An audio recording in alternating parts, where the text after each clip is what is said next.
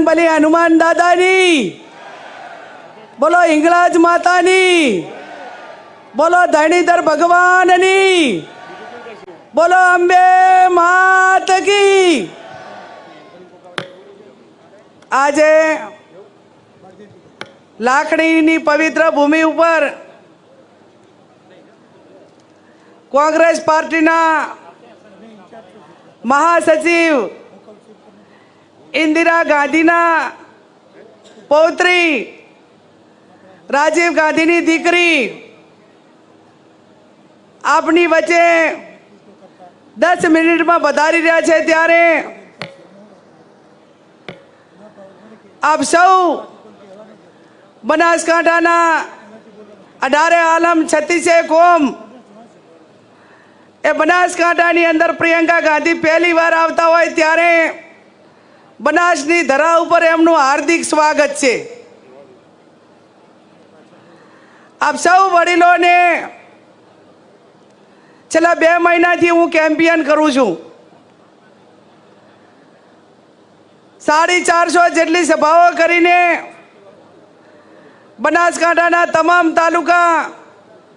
Taluka पंचायतनी seat wise होय तमाम संसाधनों सामे होवा छतां बनासकांठानी जनताए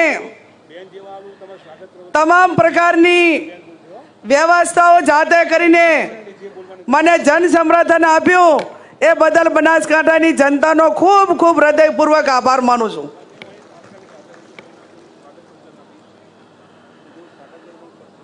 बनासकांठा जिल्लानी जनता एक गरीब समाजनी दीकरीने 18 आलम 36 कोमे वोट तो आप्या पण साथे साथे नोटनी पण मदद करीने 1947 ની યાદો તાજી કરાવી છે। 1947 માં આ દેશને આઝાદી આપવા માટે અને આ દેશ આઝાદ કરવા માટે કરીને ગાંધીજી હોય, સરદાર વલ્લભભાઈ પટેલ હોય, સ્વતંત્ર સેનાનીઓ હોય, એ વખતના આપણા આઝાદીના તમામ લડવૈયાઓ देशनी आजादी माटे अंग्रेजों सामे लड़ता था त्यारे आ देशना सुखी संपन्न परिवारों टाटा अने बिरलाए एमने फंडिंग करीने आ देशमांथी गोराओने काढवा माटे ए देशना उद्योगपतिओए फंडिंग कर्युं हतुं। 2024 में आ देशनो मध्यम ने गरीब वर्ग ज्यारे गांधीजी लड़ता था आजादी माटे ए टाइमे आ देशमांथी गोरोने भगाडवाना हता અને 2024 માં આ દેશની લોકશાહી ટકાવવા માટે કરીને મારો બનાસકાંઠાનો ગરીબ ને મધ્યમ વર્ગ એક ગરીબ દીકરીને નાના મોટી મદદ કરીને લોકશાહી બચાવવાનું અને પહેલા ગોરોને કાઢ્યા હતા અને આજે ચોરોને કાઢવા માટે અમને મદદ કરી રહ્યા છે। ત્યારે મારી આપ સૌને 2 હાથ જોડીને વિનંતી છે, મારા 28 વર્ષના રાજકારણમાં तालुका पंचायतना प्रमुख, जिला पंचायतना सभ्य, 2 वखत धारासभ्य, मैं जेटलू थाय एटलू आ बनासकांठानु भलू कर्युं छे। भाई भाईओ ने भेगा बेहाड्या छे, समाज ने भेगो बेहाड्यो छे अने सीरो गईने समाधान खवडाव्युं छे। ए कार्य ज्यारे मैं कर्युं छे त्यारे एनुं वळतर मने बनासकांठानी जनता आज आपी रही छे। कांग्रेस पार्टी ए प्रियंका गांधी आज अपनी वच्चे आवे छे अने एक मारी जिंदगीनो एक यादगार प्रसंग के ए दीकरी ज्यारे मने जीताडवा आप सौने विनंती करवा आवे छे के जेनी दादी आ देश माटे शहीद थई गया ने बनासकांठानो प्रवास करता मां अंबाजीना दर्शन करवा आवता, चाहे मां थरादनी अंदर इंदिरा गांधीना कामो बोले अने वखते वडाप्रधान हता त्यारे आव्या, पाभरमा आव्या, अंबाजी आव्या। आ बनासकांठाना खूणे खूणे आजे पण इंदिराजीना पगला आजे पण वडीलो याद करे छे के बेन आ जग्याए इंदिराजी आव्या हता। आ देशनो वडाप्रधान राजीव गांधी 21મી સદી टेक्नोलॉजीनी सदीनी भेट आपनार ज्यारे मारा बनासकांठा जिल्लामां 3 दुष्काळ पड्या અને દુષ્કાળના સમયે એ વખતે રાજીવજી અને સોનિયાજીએ સમગ્ર આ વિસ્તારનો પ્રવાસ કર્યો અને આજની સરકાર એ ગૌશાળાઓને 40 રૂપિયા સબસિડી નથી આપતી અને કોંગ્રેસના વડાપ્રધાન રાજીવ ગાંધીએ દક્ષિણમાંથી શેરડી કાપી લાવીને મારી બનાસકાંઠાની ગાયોને જીવતી રાખી હતી. આજે એની દીકરી આપણી વચ્ચે આવે છે. ત્યારે બે વિચારધારાની લડાઈ છે અને બે વિચારધારાની લડાઈ એ છે કે એક આટલા વર્ષો સત્તામાં રહેવા છતાં બનાસકાંઠા જિલ્લા માટે ગૌશાળાઓને સબસિડી આપવાની વાત હોય, ધાનેરાના દાંતીવાડાના ખેડૂતોને પાણી આપવાની વાત હોય, પાલનપુર વિસ્તારમાં પાણી માટેની વ્યવસ્થાઓ સિંચાઈ માટે કરવાની હોય, તો આજે પણ એ મારો અડધો બનાસકાંઠા જિલ્લો કોરો દાખલ છે. હું આપ સૌને ખાતરી આપું છું કે તમારા આશીર્વાદથી તમારી બેન દીકરી ચૂંટાય તો આવી રીતે સિંચાઈનું પાણી આવે. એની લડાઈ લડવામાં 1% પણ પીછેહટ નહીં કરું, એની પણ હું ખાતરી આપું છું. આજે બનાસકાંઠાની જનતાને હું એટલી ખાતરી આપું છું તમારી બેન તરીકે, દીકરી તરીકે, કે આજે તમે મને આશીર્વાદ આપી રહ્યા છો. એ આશીર્વાદની કિંમત, એનું ઋણ એ કોંગ્રેસ પાર્ટી અને હું ચૂકવવામાં ક્યાંય પીછેહટ નહીં કરીએ. આ 75 વર્ષ પહેલાં 75 વર્ષ થઈ ગયા આઝાદીને.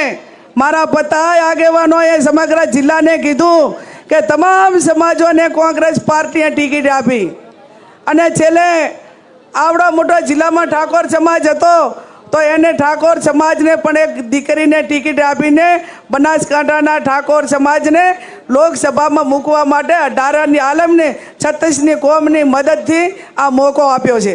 ત્યારે હું 18 આલમને 36 કોમને ખાતરી આપું છું કે આજે તમે અમને મદદ કરી રહ્યા છો, ત્યારે આવતીકાલે મારો ઠાકોર સમાજ હોય કે હું હોઉં, તમામ સમાજોનું ઋણ ઉતારવામાં 1% પણ પીછેહટ નહીં કરીએ. આજે તમે અમને વેત નમો છો તો કાલે હાથ અમારી નમવા માટેની અમારી જવાબદારી છે. અને એટલા માટે મારે બનાસકાંઠાની જનતાને બે હાથ જોડીને વિનંતી કરવી છે કે એ જ્ઞાની બેન તમારા પાસે વિનંતી કરે છે ને વોટ માગે છે. કોંગ્રેસના ઘણા બધા ધારાસભ્યો હોય, સુખી સંપન્ન નેતાઓ હોય, એમણે ખરા ટાઈમે કોંગ્રેસનો સાથ છોડી દીધો અને તમારી બેન દીકરી આ બીજી વખત ધારાસભ્ય બનાવી તમે બધે. પણ હું તમારા વોટનું મૂલ્ય સમજું છું. તમારો કિંમતી ને પવિત્ર ને અમૂલ્ય વોટ એક ગરીબ સમાજની દીકરીને આશીર્વાદ આપીને તમે મને ધારાસભ્ય બનાવી હોય, ત્યારે એ વોટનો વેપાર ન થાય, કાર્યકર જોડે ગદ્દારી ન થાય, મતદારો જોડે ગદ્દારી ન થાય, પાર્ટી જોડે ગદ્દારી ન થાય. અને એટલા માટે કરીને કહું છું કે આટલા દાડા હું વાવ વિધાનસભાના મતદારોની ઋણી હતી અને એમના જોડે ગદ્દારી ન થાય એવો મેં પૂરેપૂરો ખ્યાલ રાખ્યો છે.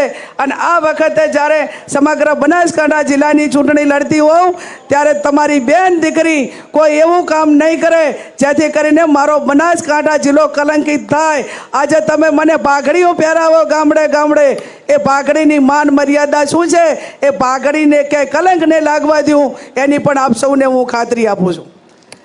ત્યારે આજે આ લાખણીની જાહેર સભામાં દેશનું સર્વોપરી નેતૃત્વ પ્રિયંકા ગાંધીજી જ્યારે બનાસકાંઠામાં આવે છે ત્યારે ભારતીય જનતા પાર્ટી પહેલા 5-5 લાખ વોટે જીતવાના દાવા કરતી હતી. આજે એમને તમામ સંસાધનો, ડેરી હોય, બેંક હોય, વહીવટી તંત્ર હોય અને એમાં એમને કડક સૂચનાઓ અધિકારીઓને વિચારણ કરવું હોય કે ના કરવું હોય, પણ ધાક ધમકી આપીને જ્યારે એક લોકશાહીનું ખૂન કરી રહ્યા છે ત્યારે હું તમામ અધિકારીઓને વહીવટી તંત્રને કહેવા માગું છું કે કુદરતને અહીંયા દેર હશે, અંધેર નહીં હોય. આજે તમે એમના કહેવાથી ક્યાંક નાના મોટા દબાવમાં આવીને જે લોકશાહીને દબાવી રહ્યા છો, લોકશાહીનું ખૂન કરી રહ્યા છો, એ આવનાર પેઢી પણ આ લોકશાહી ક્યાંક ખતમ થઈ તો એના પાપના ભાગીદાર તમે બનશો અને તમને કુદરત પણ માફ નહીં કરે.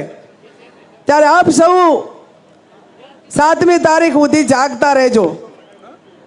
ગામડે ગામડે આવડું મોટું જન સમર્થન આપ્યું, ત્રણ કલાક અમે મોડા જઈએ તો પણ લોકો અમારી રાહ જુએ, ફૂલોની વર્ષા કરે, ફેટા બધાવે, પૈસા આપે. આટલો પ્રેમને છે ને જ્યારે તમે મને આપ્યો છે ત્યારે હવે માત્ર તમારે 7મી તારીખ સુધી જાગતા રહેવાનું છે. અને 7મી તારીખે પૂરેપૂરું મતદાન થાય. બૂથો ઉપર એજન્ટો વહેલા પહોંચી જાજો, ને કે ભારતીય જનતા પાર્ટીના ખેસ પહેરેલા ક્યાંક ને ક્યાંક જે અધિકારીઓ છે એ મોક પોલમાં હવારે એજન્ટની ગેરહાજરીમાં ખોટું ના કરે એની પણ ખબર એ કોંગ્રેસના કાર્યકરોને, બનાસકાંઠાના મતદારો રાખજો એવી પણ આપને હું વિનંતી કરું છું. આપ સૌને મારી 2 હાથ જોડીને વિનંતી છે અને આપ સૌને હું કહેવા માગું છું કે તમારા આશીર્વાદથી તમારી બેન દીકરી લોકસભામાં જશે તો સનાતન ધર્મની આપણા સૌની લાગણી સાથે જોડાયેલી વાત, ગૌશાળાઓના બધા ગૌ ભક્તોની વાત, હિન્દુ ધર્મની વાત, જ્યારે મને લોકસભાની ટિકિટ મળી ત્યારે સૌથી પહેલાં મેં જાહેરાત કરી હતી કે બનાસકાંઠાની જનતાના આશીર્વાદથી મારે લોકસભામાં જવાનું થશે તો સૌથી પહેલાં વિપક્ષ હોય કે શાસક પક્ષ હોય એ ગૌ વંશ ને ગૌ હત્યા ઉપર પ્રતિબંધ મૂકતો કાયદો કેન્દ્રમાં આવે એના માટે હું સૌથી પહેલામાં પહેલી લડીશ.